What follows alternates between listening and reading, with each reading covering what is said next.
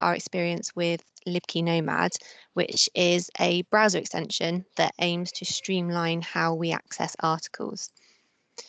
As library staff, we often hear the same grumbles about accessing articles from our members.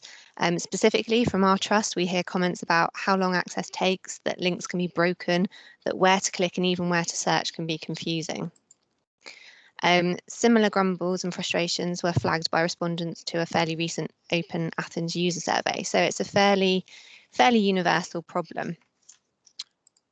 To try and address these frustrations, we have several projects on the go. Our discovery system has helped, but we still know that we have users who, despite our best efforts, resort to Google and direct publisher websites. And this is where Libkey Nomad comes into play. So what is Libkey Nomad? It's a product from a company called Third Iron. It forms part of a suite of products that they have developed, and it connects users to full text articles fast, following the simplest access route with the least number of clicks. And failing that, if it can't provide access to full text access, it directs users to our online request form. It works with our link resolver and also unpaywall for open access articles, and it uses that information in order to direct users appropriately. Setup is a simple one-time process which involves installing a browser extension. Once installed, Libkey Nomad's extension sits quietly on your browser until you access a website that it can work with. Currently, this is PubMed, Wikipedia, and individual publisher websites. It recently expanded the browsers that it works with, and we have it installed and successfully working here on Chrome, Edge, and Firefox. This diagram illustrates how Libkey Nomad works. When the Nomad extension recognises that you are on a web page with a DOI or PubMed ID, it triggers it to explore its knowledge base. It checks against our library subscriptions and open access options using its API. It then presents the user with a button which tries to link directly to full text PDF or a page where the article can be read. Sometimes it may find an accepted manuscript, and where it finds no full text, it links to our request form. So this screenshot shows how Libkey Nomad presents on PubMed, and you can see that it's popped a couple of buttons, kind of navy blue buttons with a green teardrop. The top one is download PDF, which when clicked takes you straight through to the PDF of that article. It will prompt you to log in with Open Athens if it's not an open access article, but you only need to log into Open Athens once per session. The Access Options button is more of an indication that we don't have full text access to that article. And if that is the case, it links through to our request form. So you can see it goes through to our discovery system pages, which has got a submit an interlibrary loan request for this item link, which takes them through to our request form, which is automatically filled in with the details of the article, and they just need to fill in their contact details to submit that to us by email. It also integrates well with publisher websites, and sometimes there are several ways to subscribe to a journal, and some access routes are more hidden than others. For example, we have access to The Lancet through our Clinical Key subscription and not directly through the publisher's website. If you were to search for The Lancet on Google, more than likely you will get the publisher's website as your first result. But if our user tried to log in with their Open Athens account to the Lancet website, access would be denied. And that would mean our user more than likely thinks that they do not have access. Libkey Nomad is clever, and it can reroute our user through to our subscription on Clinical Key. So you can see with the Lancet website, it's popped an article link button in the lower left corner.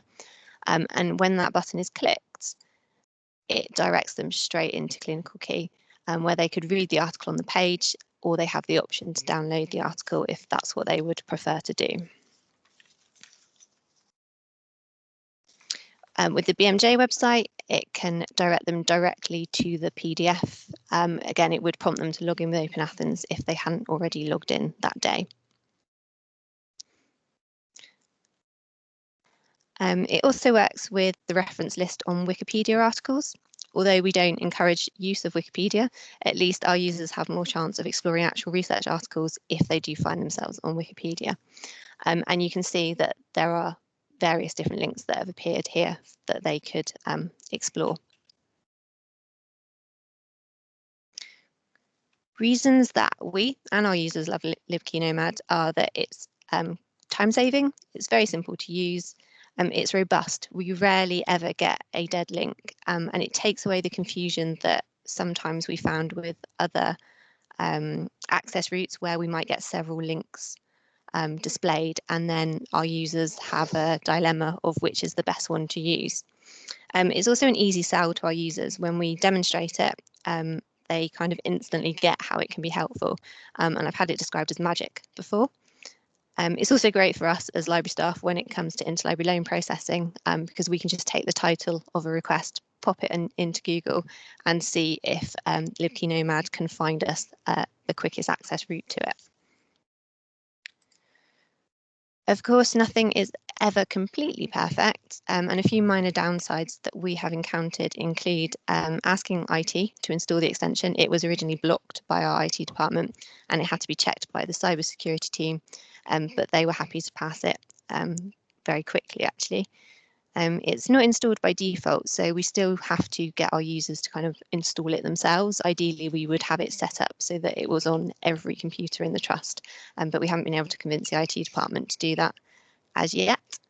The button branding is quite organisation specific, and it doesn't really give any library ownership to those resources, and we would like to make the library connection more obvious. It doesn't work with the results page of Google Scholar, which we know is quite widely used. But as I understand it, this is because Google Scholar declined to work with Third Iron. And similarly, it doesn't work with all publisher websites. It's not mobile friendly, so you have to be on a PC. And if you do suffer from slow connection, it can take a little while for the buttons to appear, which takes away some of the kind of neatness of the extension. It could also lead to more interlibrary loans because it allows users to discover articles and the request form more easily, which is up to you to decide whether that's a good or bad thing. And then just before I finish, I just wanted to give you a quick glimpse of Third Iron's other products, which we kind of have as part of a package. One of which is browsing, which we use as our library A to Z, and we like it because it's very visually appealing, it's very easy to use, to search or to browse, and this kind of shows you how the Lancet would look on browsing. So you can see the latest issue is down in the centre bit here with each article listed with a link to access the full text. Then older issues are on the left-hand side. If you create an account with browsing, you can also add it to your bookshelf, so you can kind of create a collection of journals that you read regularly. We've also got Libkey Discovery, so it's integrated with our discovery system, which makes it more attractive because it puts in the journal covers. It also gives links to directly to the PDF, and where possible, it also provides a link so that users can easily browse the complete issue if they wanted to look at it in, look at the rest of the issue, see if there are any other similar articles. And lastly, we have Libkey.io, which is quite new, and it allows users to search for articles based on DOI or PubMed index, which is an increasingly common way for researchers to search thanks to popularity of pirate websites. And it aims to kind of replicate the way and ease of searching those, but to keep users within the library's collection and copyright law, which can only be a good thing. But yes, that's all I wanted to say. So thank you for listening. Thank you, Lucy. Sounds like a really worthwhile thing if you can get the IT to work. I know there's plenty of questions in the chat, so I'll leave it with